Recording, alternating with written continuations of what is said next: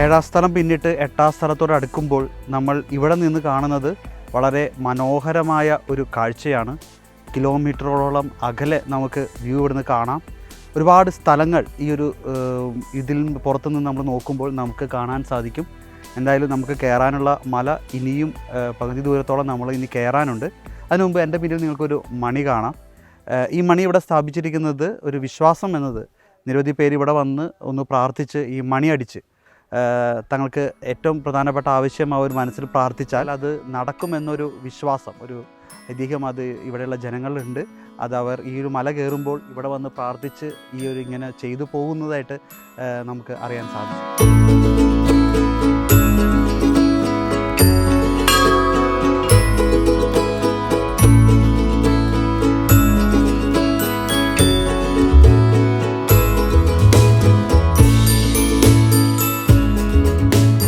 നമ്മളിപ്പോൾ 9ാം സ്ഥലത്തേക്ക് എത്തുകയാണ്. മറ്റ് കുരിശുമലകളൊക്കെ വ്യത്യസ്തമായിട്ട് ഇവിടെ ഓരോ സ്ഥലങ്ങൾ തമ്മിലുള്ള ഗ്യാപ്പ് ഒരുപാടാണ്. 7ാം സ്ഥലം കഴിഞ്ഞ് 8ാം സ്ഥലത്തേക്കും 8ാം സ്ഥലം കഴിഞ്ഞ് 9ാം സ്ഥലത്തേക്കൊക്കെ പോകുന്നതിൻ്റെ ഇടയ്ക്കുള്ള വഴി കുറച്ച് ദൂരമുണ്ട്. അതുകൊണ്ട് തന്നെ കുറച്ച് സമയമെടുത്തേ നമുക്ക് കയറാൻ പറ്റുള്ളൂ. പിന്നെ ഞാൻ നേരത്തെ പറഞ്ഞ പോലെ തന്നെ ഈ വഴി അത് കുറച്ച് കഠിനമാണ് കയറുവാൻ. ഓക്കെ, നമുക്ക് എന്തായാലും പ്രാർത്ഥിച്ചുകൊണ്ട് തന്നെ ഈ ഒരു മലകയറ്റം തുടരാം.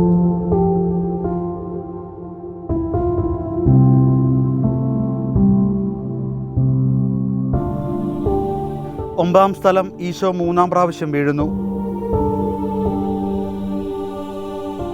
ഒരു വേദന തീരും മുമ്പ് മറ്റൊന്ന് വന്നു കഴിഞ്ഞു.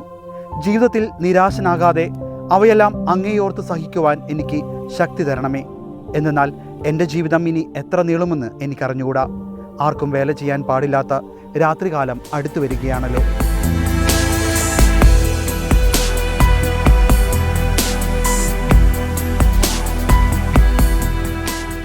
നമ്മൾ ഈ കുരിശുമലയുടെ 9ാം സ്ഥലം പിന്നിട്ട് 10ാം സ്ഥലത്തേക്ക് കടക്കുകയാണ്.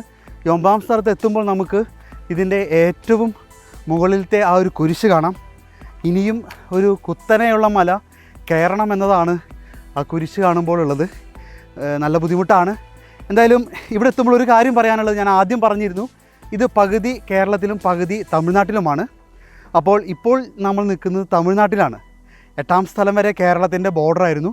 8ാം സ്ഥലം കഴിഞ്ഞപ്പോൾ കേരളത്തിൻ്റെ അതിർത്തി പിന്നിട്ടു. ഇപ്പോൾ നമ്മൾ നിൽക്കുന്നത് തമിഴ്നാട്ടിലാണ്. ഇവിടെ നിന്നുള്ള മുകളിലേക്കുള്ള കാര്യങ്ങളെല്ലാം സർക്കാർ സംവിധാനങ്ങളെല്ലാം ചെയ്യുന്നത് തമിഴ്നാട് സർക്കാരാണ്. താഴേക്ക് ചെയ്യുന്നത് കേരള സർക്കാരും ആണ്. അപ്പോൾ അങ്ങനെ ഒരു വളരെ ഒരു വ്യത്യസ്തത ഈ ഒരു കുരിശുമലയ്ക്കുണ്ട്. ഈ സമയം നമ്മൾ ഈ ഒരു കുരിശുമലയുടെ ചരിത്രവും കാര്യങ്ങളെക്കുറിച്ചെല്ലാം ഈ കുരിശുമലയുടെ റെക്ടറും അതോടൊപ്പം തന്നെ നെയ്യാറ്റിൻകര രൂപതയുടെ വികാരി ജനറലുമായ മോൺസിഞ്ഞൂർ വിൻസെൻ്റ് പീറ്റർ അച്ഛൻ ഇപ്പോൾ നമ്മളോടൊപ്പം സംസാരിക്കും. അച്ഛന് നമ്മളോടൊപ്പം കുരിശുമലയിൽ കയറാൻ സാഹചര്യം ഉണ്ടായില്ല, അച്ഛന് വരാൻ സാധിച്ചില്ല. എങ്കിലും അച്ഛൻ അതിനു മുമ്പ് നമ്മളോട് ഈ ഒരു കുരിശുമലയുടെ പ്രത്യേകതകളെക്കുറിച്ചും ചരിത്രവും എല്ലാം അച്ഛൻ വിശദീകരിച്ചു.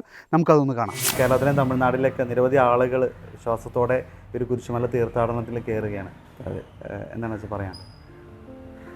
2025 തെക്കൻ കുരിശുമല തീർത്ഥാടനം നടക്കുന്നത് മാർച്ച് 30, 31, ഏപ്രിൽ 1 മുതൽ 6 വരെയും ഏപ്രിൽ 17, 18 പെസഹ വേഴം, ദുഃഖവെള്ളി എന്നീ ദിവസങ്ങളിലാണ്.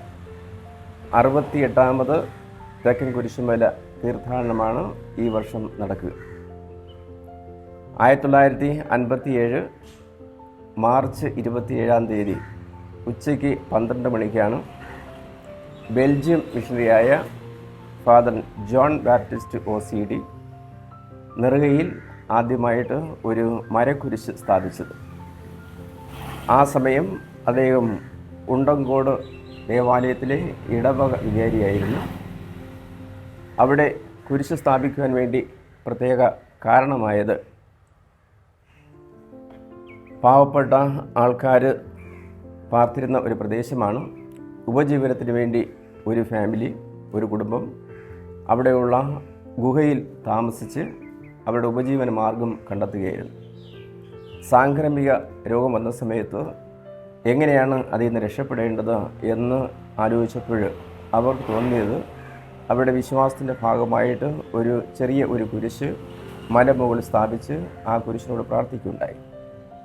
ആ പ്രാർത്ഥനയുടെ ഫലമായി അവർക്ക് സൗഖ്യം ലഭ്യമാകുകയും കുടുംബം മുഴുവനും രക്ഷപ്പെടുകയും ചെയ്തു. ആ വിവരം അന്നത്തെ ഇടവക വികാരിയായിരുന്ന സബ്സ്റ്റേഷൻ പന്നിമല പൈസ് ദ ടെൻസ് ദേവാലയത്തിൽ അദ്ദേഹത്തിന് ചാർജ് ഉണ്ടായിരുന്നു. അദ്ദേഹത്തെ അറിയിക്കുകയും അദ്ദേഹം നെറുകയിൽ പോയി ഒരു കുരിശ് സ്ഥാപിക്കുകയും ചെയ്തു. കുണ്ടങ്കോളിലെയും പന്നിമല പള്ളിയിലെയും കൊല്ലകോണം ദേവാലയത്തിലെയും ഇടവക ജനങ്ങൾ ഒരുമിച്ച് ചേർന്നാണ് ആ കുരിശ് അവിടെ സ്ഥാപിച്ചത്. ആ കുരിശ് സ്ഥാപിച്ചതിന് ശേഷം എല്ലാ ദിവസവും ഈ പ്രാദേശിക സഭയിലെ അംഗങ്ങൾ അവിടെ പോവുകയും അവിടെ പോയി പ്രാർത്ഥിക്കുകയും ചെയ്യുന്നുണ്ടായിരുന്നു. അതിനുശേഷം അവിടെ 24 അടി പൊക്കമുള്ള ഒരു കോൺക്രീറ്റ് കുരിശ് ഫാദർ ഫ്രാൻസിസ് നീറ്റാണി സ്ഥാപിക്കുകയുണ്ടായി. പിന്നീട് തീർത്ഥാടകരുടെ എണ്ണം കൂടിക്കൂടി വരികയും ഇപ്പോൾ ജാതി മത വർണ്ണ വർഗ ലിംഗ വ്യത്യാസമില്ലാതെ നോമ്പ് കാലത്ത് തീർത്ഥം നടത്തുന്ന ഒരു വലിയ തീർത്ഥാടന കേന്ദ്രമായിട്ട് തെക്കൻ കുരിശുമല മാറിയിരിക്കുകയാണ്.